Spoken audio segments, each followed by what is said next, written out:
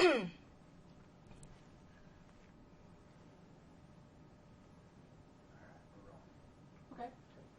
How about talk about our office and why we make such a great team of e-learning professionals?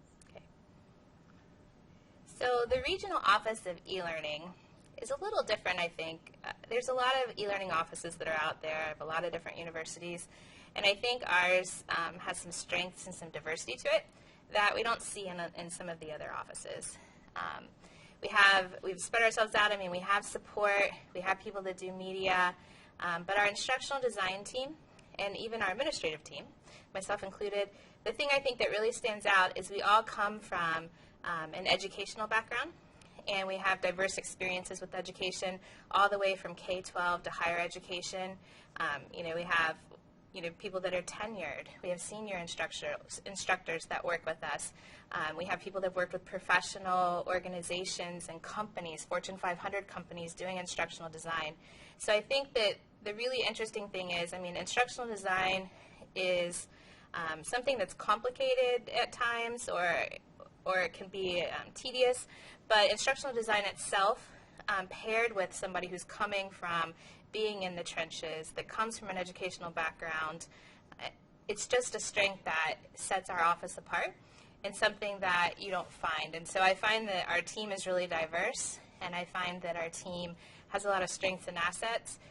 A lot of our instructional designers teach online for Miami, so they have that experience of what do online faculty experience, how do online students respond to our templates and our consistent course design, and then they bring that feedback to us, and the faculty bring that feedback to us, and we're able to work together. And so I really think that that's a strength of our office, that we have that collaboration, and we have that experience, and we have that diversity. Good. What's the role of an instructional designer? What do you see as the role of an instructional designer in creating a good online course? So the role of an instructional designer in creating a great course, not just a good course, is they wear a lot of different hats. And there's a lot of confusion sometimes in what is an instructional designer.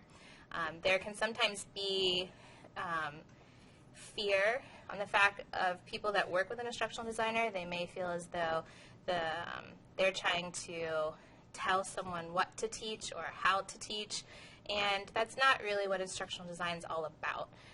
We have faculty that are, distinguished, professional faculty that are the highlight of our show, but our instructional designers come from that background in being subject matter experts in pedagogy. They are experts in how people learn, how do you present information, how do we manage a project to a deadline. So faculty are juggling all types of different responsibility. The instructional designer is working on solely focusing on that goal of getting the course from concept to reality. We want to challenge our instructional designers. Our instructional designers are creative by nature. They're researchers. They're technical writers. So we want to take whatever the concept is, whatever's been done successfully in a face-to-face classroom, if we're transitioning that online, or if it's a brand new class that's never been taught, but we've decided to do it in an online environment, is we want to challenge the instructional designers and have them wear all those different hats, help them find resources, help them bring in campus partners, help them bring in other faculty and help facilitate that. And that's really the role of the instructional designer, is to sort of be the project leader and to help pull you in as someone who's passionate about your discipline and passionate about your subject, and helping you to present that information in a way that adult learners can consume it, in a way that's clear and consistent, and creating activities with you to highlight your material in a way that's active, that students can be engaged. And so that's what the instructional designer is there to do, and that's their role from our office. So can you talk about the difference between a good course and a great course, and then also talk about the retention that we get, and if you think those are tied together? Okay. So at this point, we've been doing this for a while, And we have a lot of courses. At this point, we've worked with faculty on hundreds of courses. So I really pride ourselves in that we've never been presented with a course we can't put online. We've accepted every challenge, and no matter how challenging it is, we've used our creativity and our skills to solve those challenges to make sure that students are successful in an online environment. So there are good courses and we have great courses.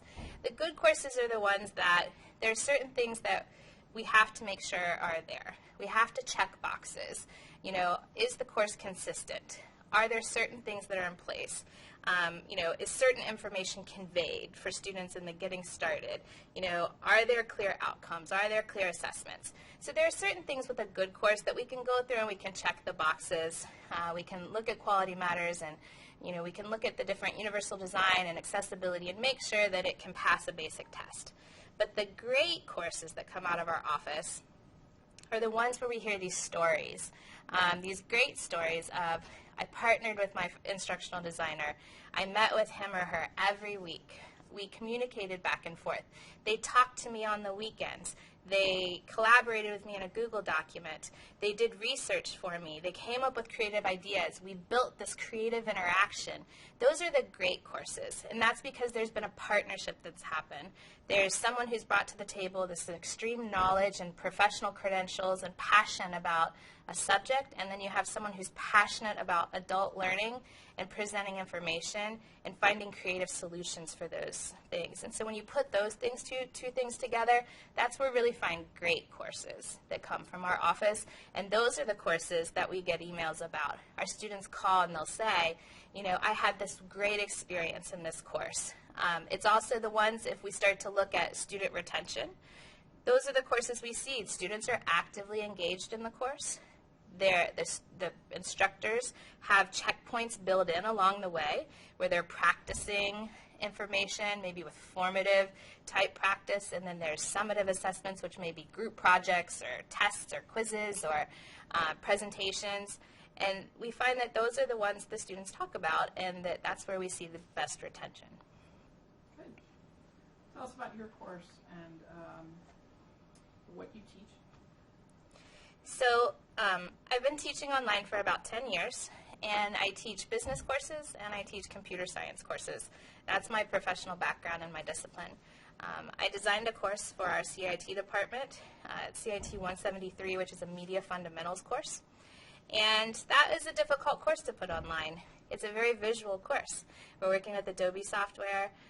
We're talking about assessing and looking at media compositions. And so that's challenging because if you think of what the stigma is for online environments, it may be read this, take this test, write in this forum, right, with text.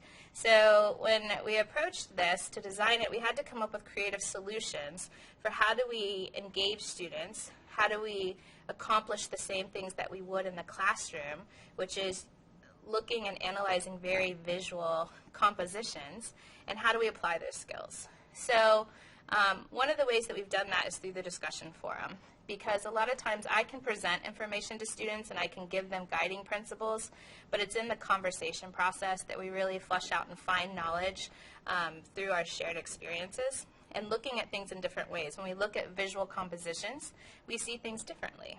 There's some things we like, some things we don't, and there are things that we find that stand out to people differently based on their background or their experiences. So the discussion forums, at first, when they were designed, they're very flat. You know, I can say, please summarize how color psychology affects someone's experience on a website. And, you know, we'd get the same kind of regurgitation of the textbook over and over again. The students didn't like to read that. I didn't like to read and respond to it. There wasn't a lot of real conversation happening. So it really at first was meeting that stigma of online education with this really sterile, forced conversation that's not natural. When we redesigned the conversations, we started giving them examples. So one example is, you know, we look at the principles of good web design and bad web design. In a traditional course, we would have conversation of that, and we'd look at samples. So I said, okay, well, we're going to do the same thing we would do. So the students have to then go use the principles we've discussed, go out, find examples of websites, and then we use Screencast-O-Matic, which is screen recording software. It's web-based and free. and they present what they find. They show us the example of the good, they show us the example of the bad, and they explain it. And they post that in the discussion forum. So taking it from something that was very passive and sterile with just typing to then, including a link to something where the other students can hear you speaking. They may hear other things going on in your background if you have kids or pets. And then they see what you're thinking and why you're thinking it. It humanizes that experience.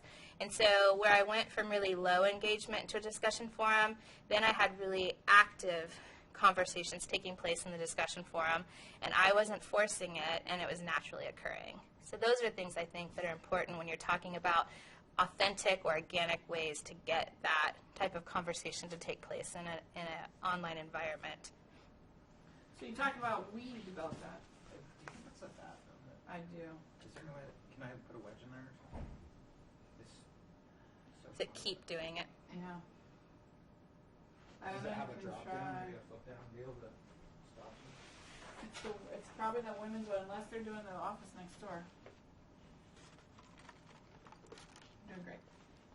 You're doing great. Oh, I know you hate it. Huh. And I know you hate it. Wait. That's it. And I'm glad good color. All right. Is it laying okay and stuff? Okay, that.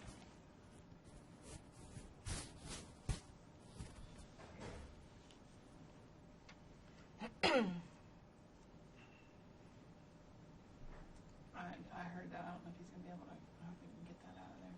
Just keeps banging.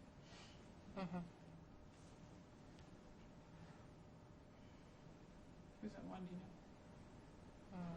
You'd have to look on the...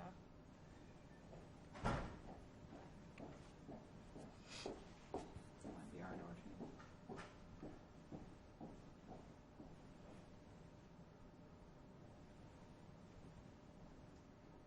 There's a wedge that, so there's the outside door and then there's like a inside door. There's a wedge on that inside door. Would one of you mind switching it? Right. I did that with the men's. Okay. I think Yeah. we'll- No, that's fine. So it's what, the outside open? Yeah. And I think Instead of the inside one.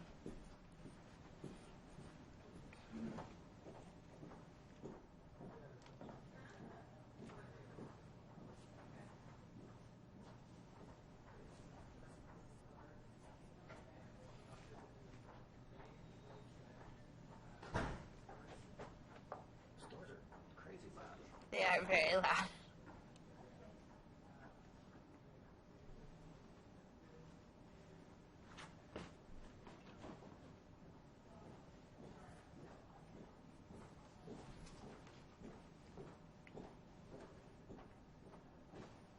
We'll try. I don't know if they'll leave it out there or not.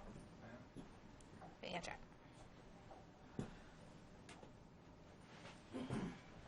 All right, tell me when we're. Very good. Okay, you talked about when we designed your course. So you're an instructional designer. Who's this we? Did you actually work with other instructional designers? I did work with other instructional designers. In our office, we collaborate a lot. We meet quite often. We talk about different things. Even though I have experience in designing online courses or helping to put programs online, I too learn through collaboration, and so we're able to talk about different challenges. There were some unique challenges in the course that I was asked to design, and so I did talk about that with other people that we work with in our office, and they presented ideas. I explained my experiences or frustrations or challenges with that, and then it's out of a group effort or ideas that those pieces of the course came together, and we find them to be successful. Anything else you want to talk about? Got the house analogy. We got. You're going to do the house analogy? I can, or you can do it. You can do it. Okay. Okay. That's fine. So the course development process is something that, different people have different perspectives on it. Some people come and they really like that structure and they embrace it and they want that partnership to get the course from concept to reality. And then we have other individuals that may approach it, and we realize that faculty are busy and they're juggling all kinds of balls professionally and personally. And sometimes designing an online course is just one more ball that, ideally all of us, if we were given unlimited time or even isolated time, would love to design online courses. But that may not be realistic. And so the course development process is something that's, developed. We form it on best practices. We look in e-learning and we look at other people's processes. We collaborate with other people in the e-learning industry and see what other universities are doing, and we use that to inform our process. We also talk to the faculty that we work with, and that also informs our process. So the way sometimes we explain it in our office is we sometimes use the analogy of a house, or building a house. If you want a house that's built and you are the person that's coming to have it done, you could do it by yourself. You could go to the store and buy the materials and get all the tools and set out on, a journey to build the house yourself.